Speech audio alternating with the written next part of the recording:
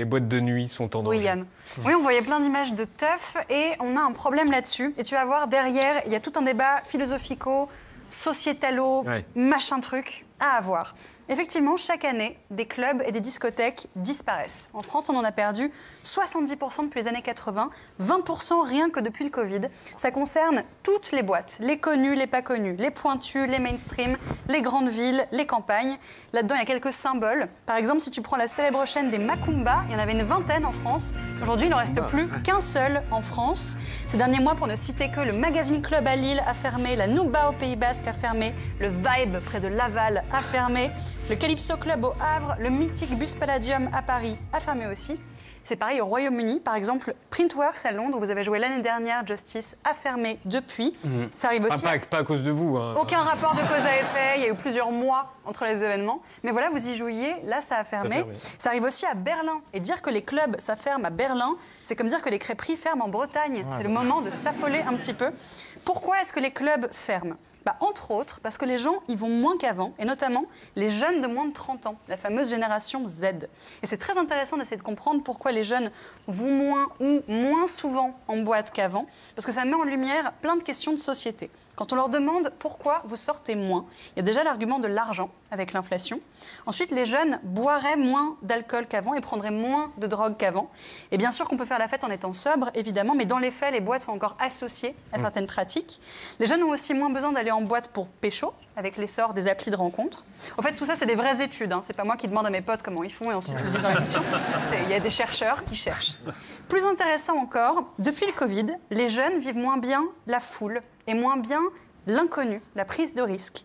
L'argument majeur qu'ils donnent, c'est la flemme, l'inquiétude, l'amour du cocooning, du self-care, du safe space, plein de nouveaux concepts qui encouragent en fait à plutôt rester dans les cercles qu'on connaît déjà, donc chez soi ou chez ses amis, plutôt que d'aller vers l'inconnu. Et pour finir, il y a aussi la question de la sécurité, notamment pour les femmes. En boîte, comme partout ailleurs, il y a des mauvais comportements. Mais ces dernières années, la parole s'est libérée, donc on a beaucoup médiatisé ces risques-là de la boîte de nuit.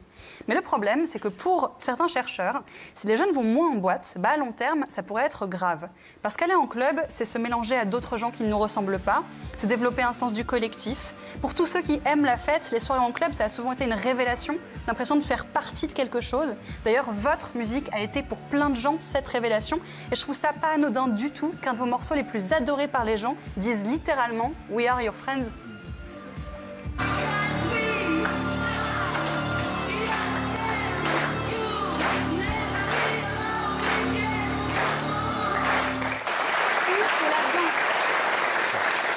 Toute la philosophie club de ceux qui aiment le club est là-dedans. Dans le club, tu ne seras plus jamais seul. Et certains craignent qu'en n'allant plus au club, les jeunes se replient sur eux-mêmes. Est-ce que c'est quelque chose que vous craignez, vous aussi ? Ça avait été filmé au Macumba, ces images. Oui, tout à fait, au Pachanga Club.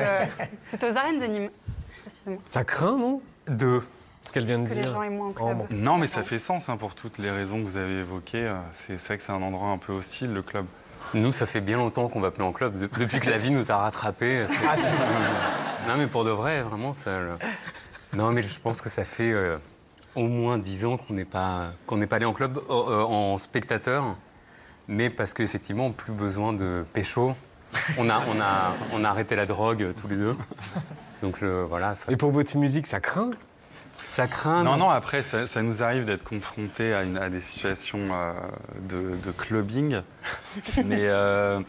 Mais c'est toujours intéressant de voir ce que des gens plus jeunes que nous écoutent. Et Dieu sait qu'il y en a beaucoup.